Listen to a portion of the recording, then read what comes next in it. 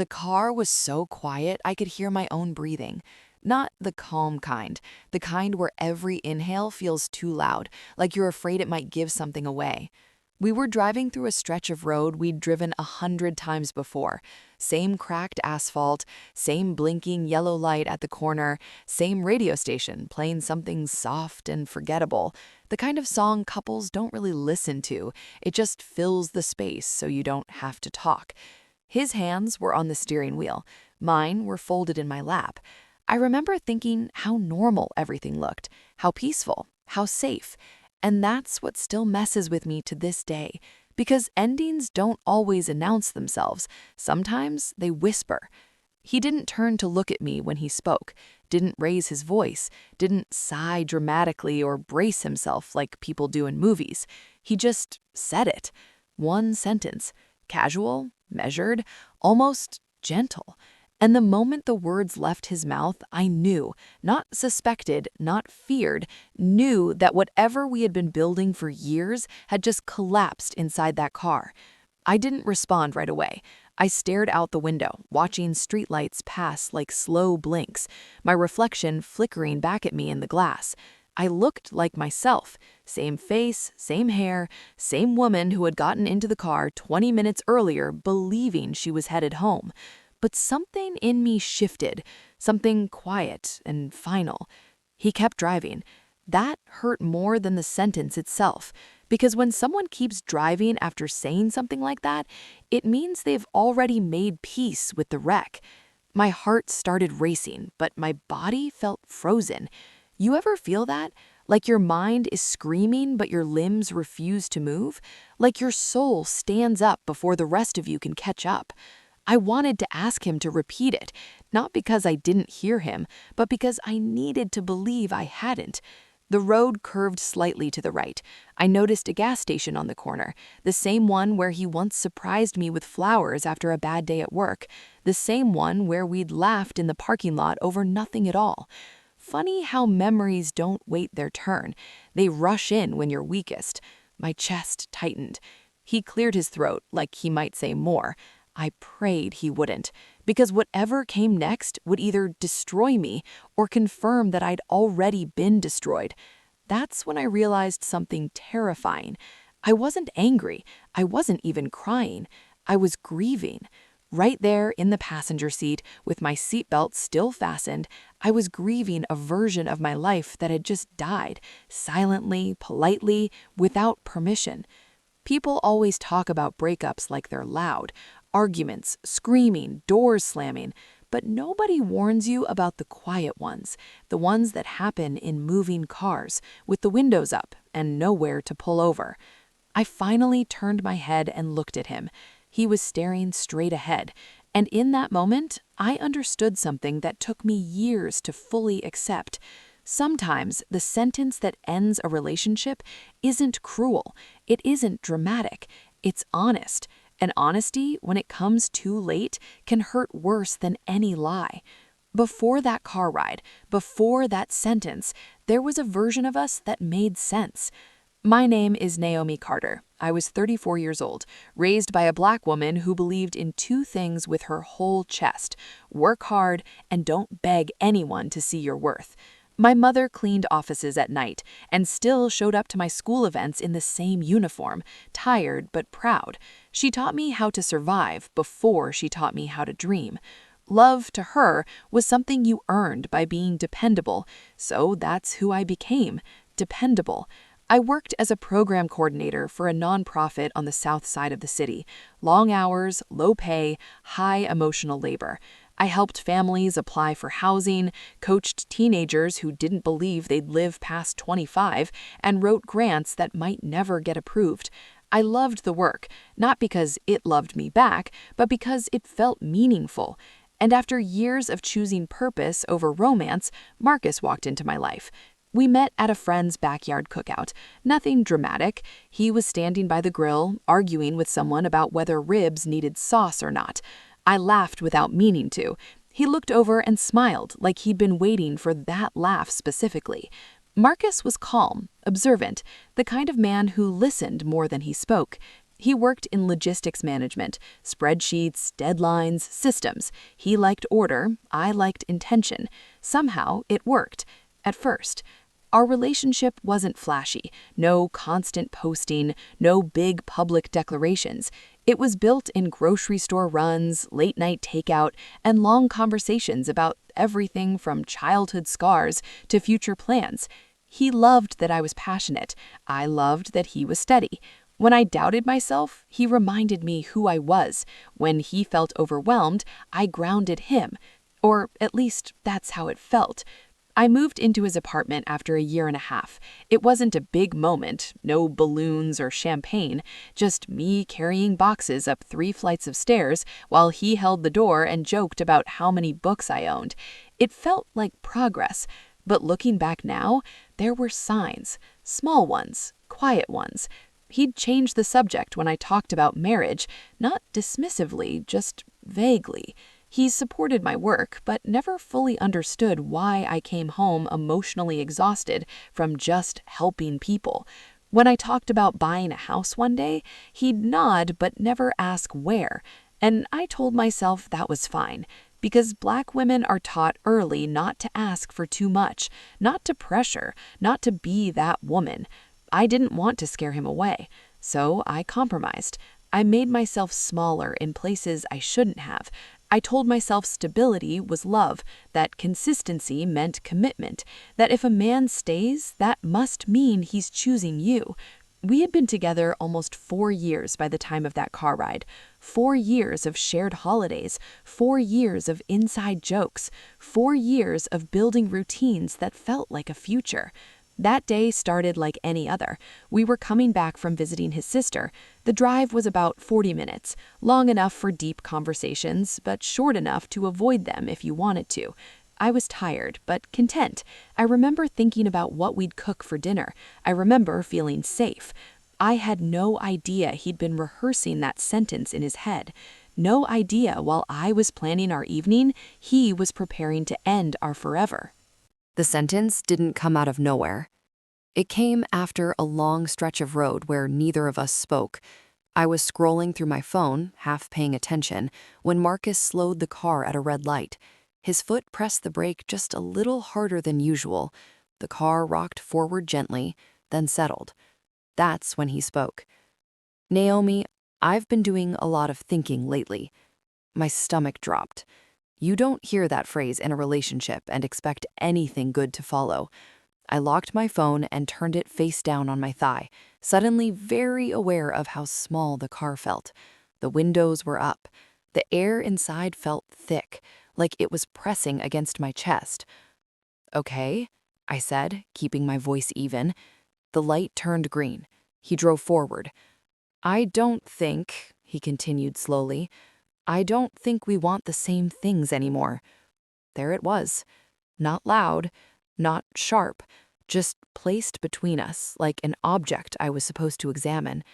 I waited for him to elaborate, to soften it, to say, "But we can work through it." He didn't. Instead, he added the sentence that changed everything. "I don't see you as my wife." I swear the world tilted, not metaphorically, physically, like my body leaned before my mind caught up. My fingers curled into my palms so tightly, my nails dug into my skin. I didn't flinch, didn't gasp, didn't cry. I just stared straight ahead. Because if I turned toward him, I was afraid I'd fall apart in a way I couldn't put back together. He kept talking. "I care about you. I really do. You're an amazing woman. But I've realized that staying together just because we're comfortable isn't fair to either of us." Comfortable. 4 years reduced to a word people use for old couches. My chest burned. I wanted to scream, to ask him how long he'd felt this way, to ask why now, to ask why I was hearing this while trapped in a moving car instead of a place where I could leave. But my voice didn't come. Because when a man tells you he doesn't see you as his wife, he's not asking for a discussion, he's giving a verdict. "I've been holding this in for a while," he added. "I didn't want to hurt you." I almost laughed. Instead, I finally spoke. So you waited until you were sure, I said quietly, and now I'm just supposed to accept it? He nodded. Not dramatically, not cruelly, just certain. That's when I realized the most painful part. He had already mourned us, while I was still living inside the relationship, planning dinners, imagining futures, believing love meant time. The car slowed as we approached our exit, the same exit we'd taken countless times, the one that led home. But suddenly, I didn't know where home was anymore. I looked at him then, at the man I had defended, invested in, trusted with my softness, and I asked the question that burned in my throat. Was I ever the one? His jaw tightened. I think you were what I needed at the time, but not what I want for the rest of my life. That sentence didn't just end the relationship, it rewrote every memory. The car pulled into the parking lot of our apartment complex. He put it in park, the engine idled, humming softly like nothing significant had just happened. I unbuckled my seatbelt. The click echoed louder than it should have, and for the first time, tears spilled over. Not dramatic sobs, just silent ones, the kind you cry when you're trying to understand how you became optional in a life you helped build. The breakup didn't happen all at once. It happened in pieces. That night, we didn't argue. We didn't yell. There was no dramatic packing or slammed doors. We walked into the apartment like two people returning from a long trip, quiet, disoriented, unsure of where to put our bags. Marcus went straight to the kitchen, opened the fridge, closed it, like hunger still mattered. I went to the bedroom and sat on the edge of the bed. Our bed. The one we'd shared for years, the one where I'd laid awake imagining a ring on my finger while he slept peacefully beside me, confident in a future he never planned to give me. I didn't cry right away. I felt hollow, like someone had scooped something out of my chest and forgotten to fill it back in. He came into the room a few minutes later and stood by the door. "We don't have to figure everything out tonight," he said. I looked up at him. There was concern on his face, sympathy, even guilt, but no doubt. That's when it hit me. This wasn't a breakup discussion. This was a courtesy notice.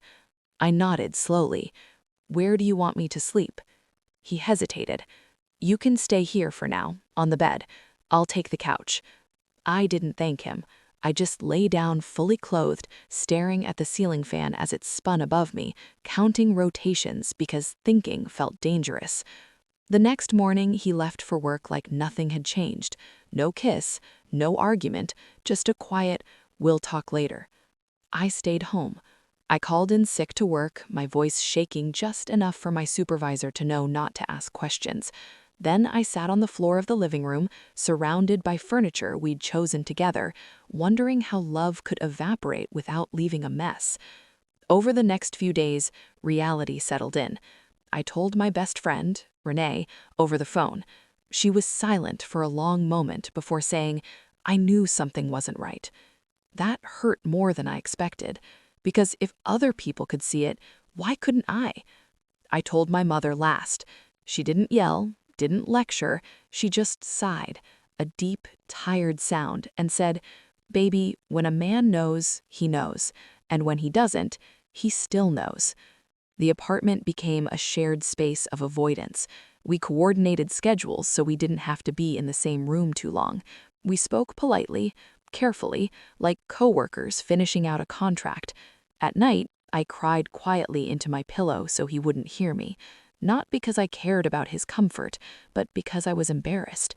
Embarrassed that I'd given years of my life to someone who could say so calmly that I was never his forever.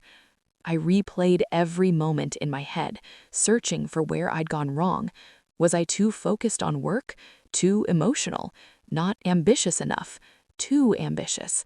I internalized his choice as my failure. That's what women like me are taught to do. Especially Black women. We're taught to be strong, adaptable, patient, to hold relationships together even when the other person has already let go.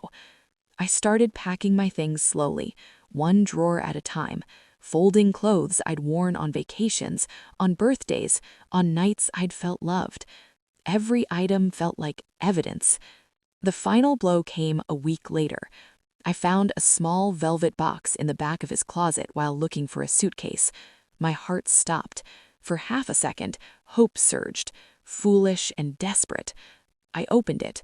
Inside was a watch, an engraved one, for himself, a gift from his job for a promotion he'd never mentioned.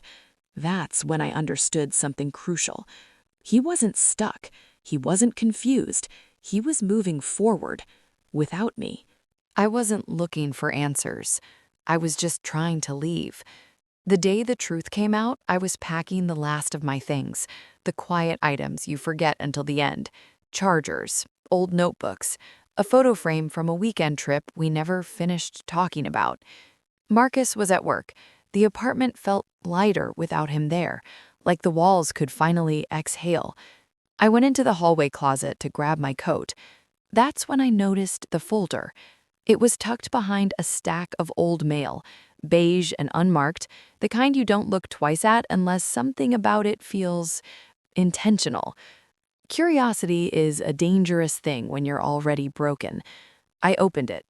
Inside were printed emails, not recent ones, old ones, dated back over 2 years. The subject lines made my heart pound. Just checking in. Still thinking about our conversation. I don't want to rush you. They were from a woman named Elena. I sat down on the floor. My hands trembled as I read. Elena wasn't a secret affair, not in the traditional sense. There were no explicit messages, no love declarations, no proof of physical betrayal. What hurt more was worse. She lived in another state. She worked in corporate consulting. They'd met at a professional conference, the same year Marcus had started pulling away from conversations about marriage. The emails were careful, respectful, and intimate. She asked about his dreams. He asked about her goals. They spoke about timing, distance, life stages. And in one message, burned permanently into my memory, he wrote, "I don't want to settle just because something is comfortable." The same word, comfortable. My chest tightened. This wasn't cheating. This was comparison. This was a man emotionally investing in a future that didn't include me, while sharing a present that did. I scrolled further. There it was. The reason. In a message dated just 3 months earlier, Elena had written, "I want marriage, not someday, soon." His reply came 2 days later. That's what I'm trying to figure out for myself. 3 months. That meant when he told me he didn't see me as his wife, he wasn't discovering that truth, he was confirming it. I sat there for a long time, not crying, just breathing. The revelation wasn't that he had someone else, it was that he had always known what he wanted. He just didn't want it with me. And that truth cut deeper than betrayal, because it meant I hadn't been difficult or needy or wrong. I had been convenient, a placeholder, someone safe to build with until he found someone he wanted to build for. When he came home that evening, I was sitting at the table with the folder in front of me. He stopped when he saw it. Didn't ask how I found it, didn't deny it, just closed his eyes briefly, like a man caught at the end of a long lie. "You were never supposed to see that," he said quietly. I laughed, a short, bitter sound. No, I was never supposed to know. He tried to explain. Of course he did. Said it wasn't serious. Said he never acted on it. Said he was just trying to understand himself. But I didn't need explanations anymore. I finally understood the sentence in the car. It wasn't about incompatibility. It was about choice. And I hadn't been chosen. I didn't raise my voice. That surprised even me. I thought confrontation would look like anger, like all the pain finally spilling out in a way he couldn't ignore. But when the moment came, what I felt wasn't rage. It was clarity. I slid the folder across the table toward him. "You don't have to explain," I said. "I understand now." He sat down slowly, like his body was heavier than it had been an hour earlier. "It wasn't like that," he started. "I never crossed a line." I met his eyes. "You crossed the line the moment you started imagining a future with someone else while letting me believe I was part of it." That stopped him. For the first time since the car ride, he was shaken. "I didn't mean to hurt you," he said. "I know, but you still did." I stood up and went to the bedroom, pulling my suitcase from the corner. Everything I owned that mattered was already inside it. The rest were just objects tied to a version of myself I was done carrying. He followed me to the door. "Where are you going?" he asked. I zipped the suitcase closed. "In somewhere I'm not waiting to be chosen." He tried one last time, said we could slow things down, said he cared, said maybe timing just had been off. I paused, hand on the doorknob. "Marcus," I said softly, "I was never asking you to rush.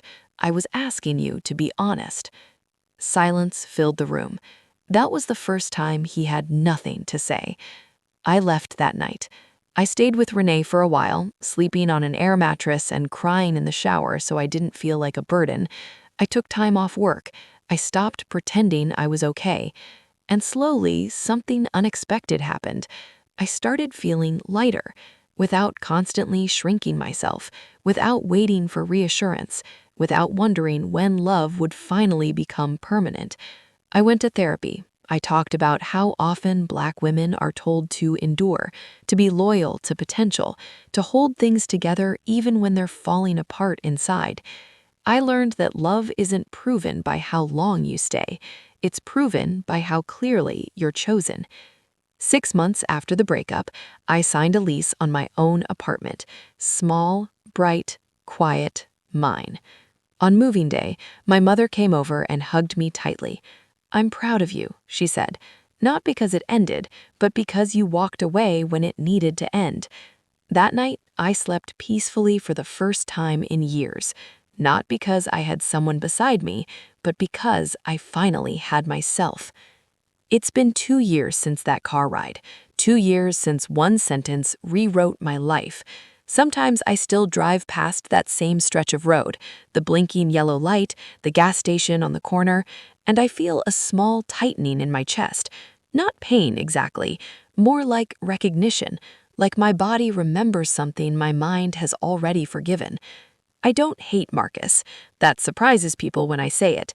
Hatred takes energy, and I spent too long giving mine away to someone who couldn't fully see me. What I feel now is something quieter, acceptance. After I moved into my own place, I started doing things just because I wanted to do them.